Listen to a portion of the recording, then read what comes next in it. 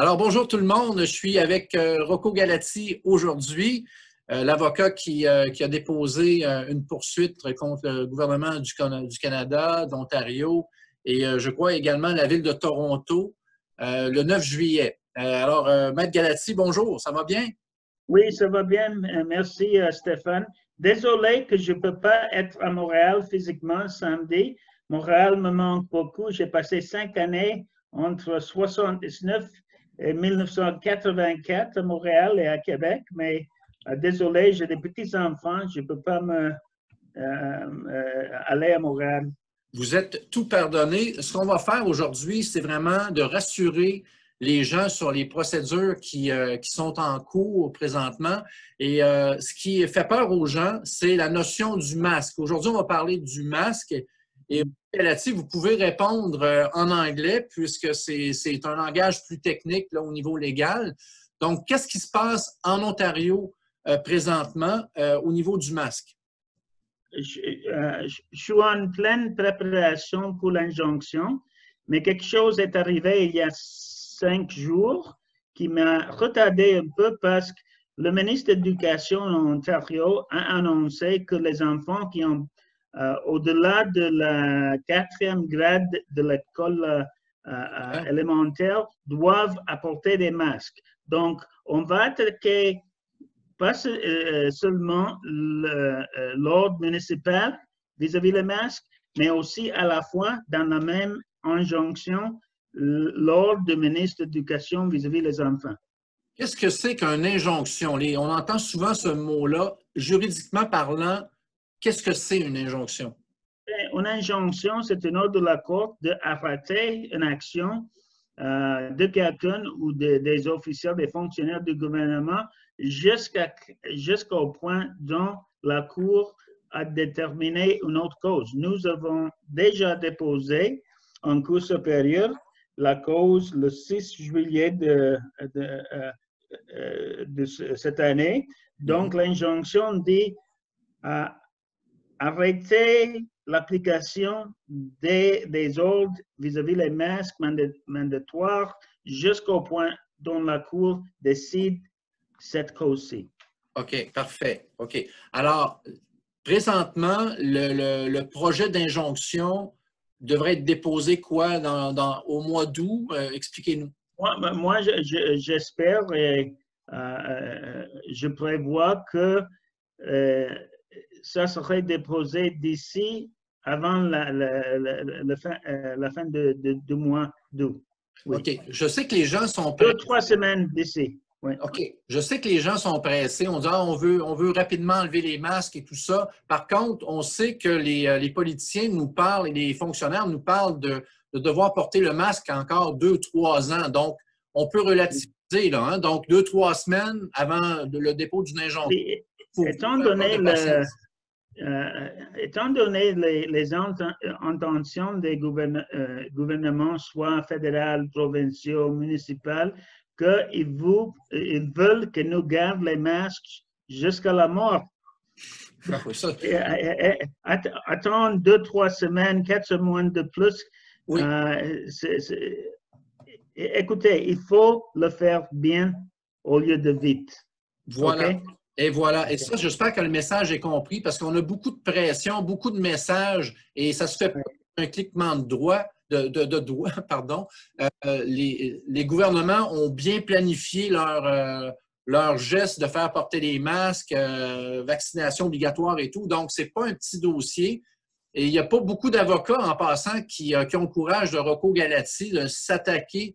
Je ne sais pas si c'est une question de courage, mais le fait, c'est qu'il n'y a pas d'autres causes qui attaquent les mesures comme la nôtre.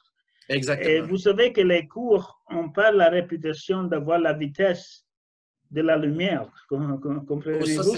C'est clair. C'est clair. Un jugement au niveau de l'injonction, c'est-à-dire le fait d'arrêter le port du masque dans les lieux publics en Ontario, ça peut prendre combien de temps si c'est déposé à la fin août? Moi, je vais demander de la Cour la date la plus proche possible. Bien sûr, l'autre côté, les avocats pour le gouvernement vont vont se plaindre en disant « Oh, il y a beaucoup de matériaux ici, on a besoin du temps. » Mais je vais dire à la Cour, ça c'est la question ici est pressée. Et la question doit avoir une réponse de la Cour le plus vite possible.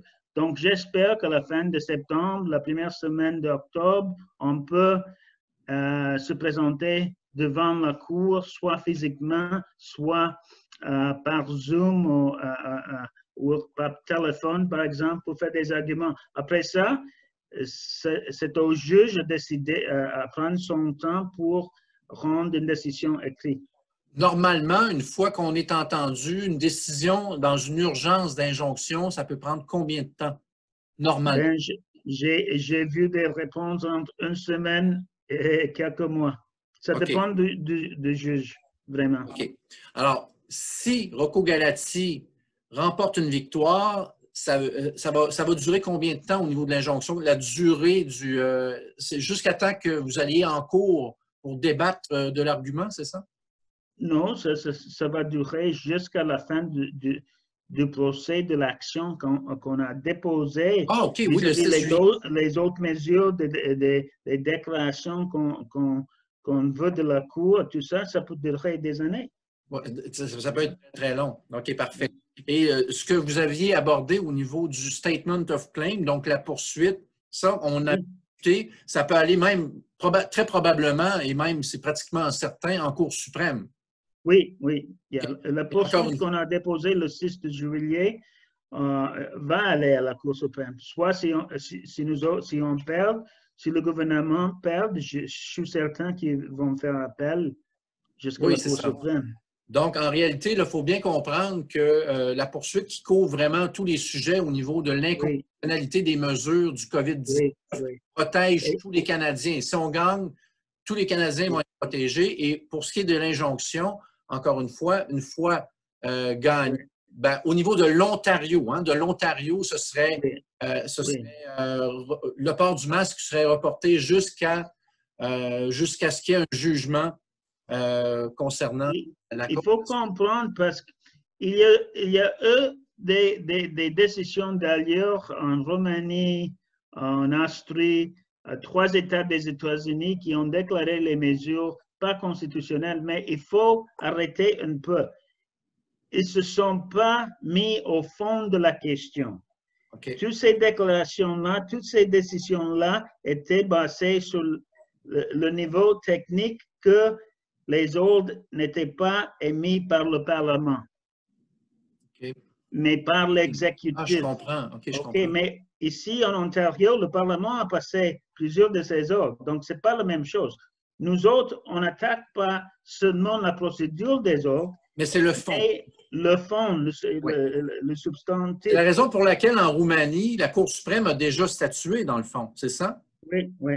Ah, c'est pour ça que c'était aussi rapide. On se demandait s'il y avait... Oui, c'est rapide parce que les arguments n'allaient pas au fond. Si les mesures étaient justifiées au niveau scientifique ou médical et tout ça. Nous, on a attaqué pas seulement la procédure et la suspension du Parlement, mais aussi la loi au fond, parce qu'il y a des mesures qui sont passées par le Parlement. Donc, pour avoir une décision constitutionnelle sous ces mesures-là, la Cour doit accepter que ces mesures-là brisent ou violent les droits constitutionnels selon la Charte. OK? Tantôt, Maître Galati, vous disiez que l'injonction va faire en sorte que les masques ne pourront pas, si vous gagnez, être imposés aux gens jusqu'à ce qu'il y ait un jugement. Donc, s'il y a un appel, est-ce que ça peut aller jusqu'en Cour suprême et à ce moment-là, le masque ne serait pas imposé jusqu'à temps qu'il y ait un jugement de la Cour suprême? Oui, ça peut passer. Si on gagne, le gouvernement fait d'appel. Il faut que le gouvernement demande à la Cour d'appel d'enlever l'injonction. Mais nous autres, on dit simplement que les masques, comme les sous-vêtements, sont quelque chose de choix. Si vous voulez, vous les apportez. Si vous ne voulez pas, l'État n'a pas le droit de faire les sous-vêtements, par exemple, obligatoires. Oui, parfait. Okay. Je voulais juste rassurer, maintenant qu'on a parlé des Canadiens, il y a le volet, vous avez resté au Québec, vous savez, au Québec, on avait également un avocat, bon, Maître Bertrand. Et les gens, et maintenant on a un nouveau groupe d'avocats qui, on s'est parlé, vous savez, on a eu une discussion avec le groupe d'avocats et il y a eu une décision qui a été prise de laisser Maître Galati aller faire son injonction avec Denis Rancourt, attendre le résultat. Et si vous gagnez, alors nous, dans le fond, on est chanceux, on vous regarde aller, vous gagnez, on prend Denis Rancourt et le modèle de votre injonction et les probabilités de gagner vont être élevées. Si jamais vous échouez, on va regarder les faiblesses et on va faire autrement. Oui, oui.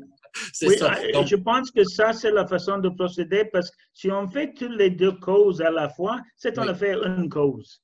Oui, c'est ça. Okay. Au niveau de la preuve. Mais il faut aussi avouer que si on gagne en Ontario, ça va avoir un précédent jurisprudentiel qui va vous aider aussi au Québec. Au Québec. Et tout au Canada, je ne sais pas si c'est dans le reste du Canada. Non, tout le Canada, oui, oui. Donc, il y a des gens du Nouveau-Brunswick qui nous regardent. On vous salue de partout au Canada. Donc, je vous remercie, Maître Galati. Je sais que vous êtes pressé. Vous avez un autre rendez-vous sous peu. Encore une fois, merci de veiller à protéger tous les Canadiens. Moi, j'adore vos tweets sur Twitter. Oui. Je suis un fan de Rocco Galati et il a été un des premiers à parler de totalitarisme.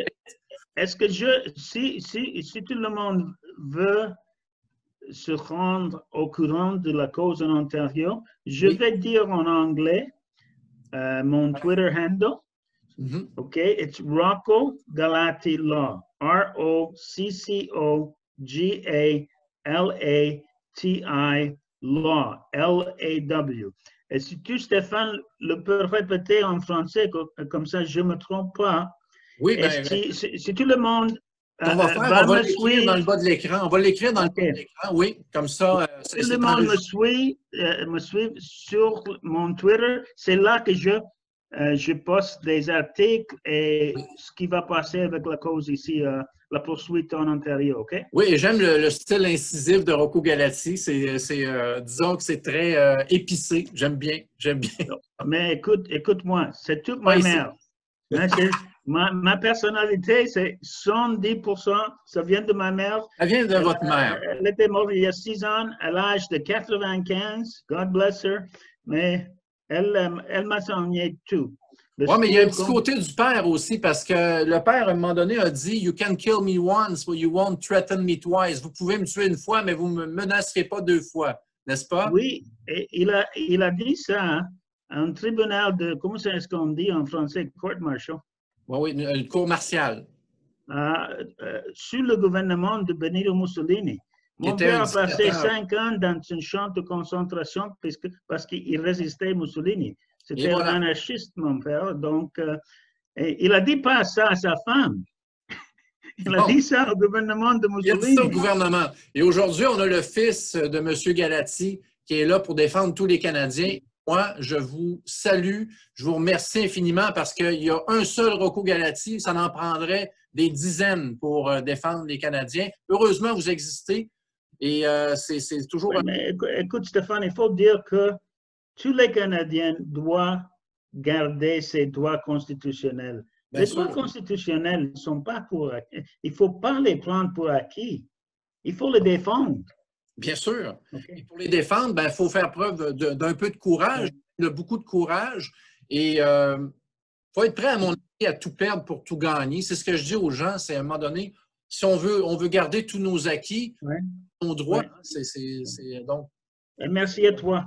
Okay. Merci, Maître Galati. Ça a été un honneur de vous parler et merci de rassurer tous les Québécois et les Canadiens. Alors, on vous souhaite une bonne continuité. On se reparle bientôt. Salut. Bye-bye.